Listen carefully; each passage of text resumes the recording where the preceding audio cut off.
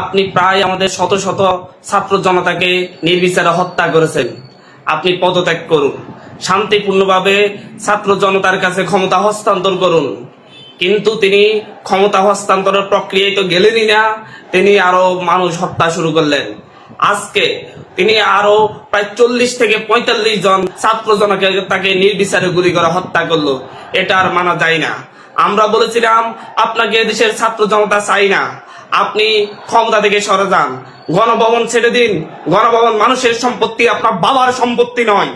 কিন্তু উনি সেটাকে বাপ দাদার সম্পত্তি মনে করে সেই গণভবনে থাকার জন্য এদেশের নিরীহ জনতাকে হত্যা করায় মত্ত হয়ে উঠেছেন। তিনি পাগলের মতো মানুষ হত্যা করছেন। এটা আর হতে দেয়া যায় না। উনি আর 1 ঘন্টা ক্ষমতায় থাকলে আরো মানুষ মরবে। আমরা চাই না আর উনি 1 মিনিটও ক্ষমতায় থাকুন। আপনি অবিলম্বে ক্ষমতা ছাড়ুন।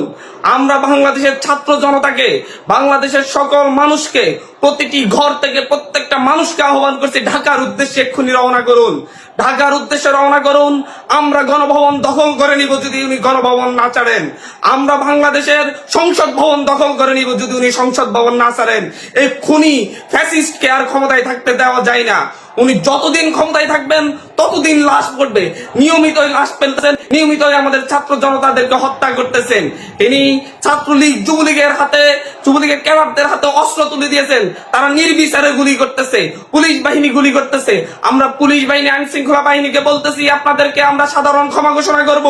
আপনারা এখন নির্বিকার হন, আপনারা আর লাশ ফেলবেন না। এখন যদি আপনারা গুলি করা বন্ধ করেন, আপনাদের কারো কোনো ক্ষতি হবে না, কারো চাকরি যাবে না। আপনাদেরকে আমরা ঘোষণা করছি, আশ্বস্ত করছি। আমরা শেখ হাসিনাকে বলবো, অবিলম্বে গণভবন ছেড়ে দিন, ক্ষমতা ছেড়ে দিন, শান্তিপূর্ণভাবে ক্ষমতা হস্তান্তর করুন।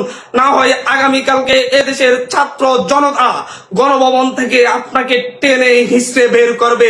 এটা আমাদের দাবি। জীবনের বিনিময়ে হলো এদেশের ছাত্র জনতা আপনাকে ওখান থেকে বের করে আনবে। আপনি সিদ্ধান্ত নিন, আজকে আপনার জন্য সময় আছে। আপনি কি শান্তিপূর্ণভাবে ক্ষমতা হস্তান্তর করবেন, নাকি আপনি গণভবন থেকে স্বৈরাচারের তকমা নিয়ে, ফ্যাসিস্টের তকমা নিয়ে শ্রীলঙ্কার মতো দৌড়ে ফেলাবেন? এটা আপনার জন্য সময় ভেবে দিলাম। আজকে রাতের মধ্যে আপনাকে করুন। বাংলাদেশের প্রতিটি জায়গা থেকে, প্রতিটি আনাচে কানাচে থেকে ছাত্র জনতা প্রত্যেককে তার অবস্থান থেকে ঢাকার উদ্দেশ্যে রওনা করার জন্য আহ্বান করলাম। প্রত্যেকে তার জায়গা থেকে এক্ষুনি ঢাকার উদ্দেশ্যে রওনা করুন। ঢাকার রাজপথ প্রকম্পিত করুন। ঢাকায় কোটি কোটি মানুষের সমাগম হবে, কেউ বাসায় থাকবেন না। আমরা বাংলাদেশের মা ভাই বোনদেরকে বলবো, প্রতিটি পরিবার থেকে কমপক্ষে 1 জন মানুষ যেন ঢাকায় আসে। প্রতিটি পরিবার থেকে কমপক্ষে 1 জন মানুষ যেন ঢাকায় আসে।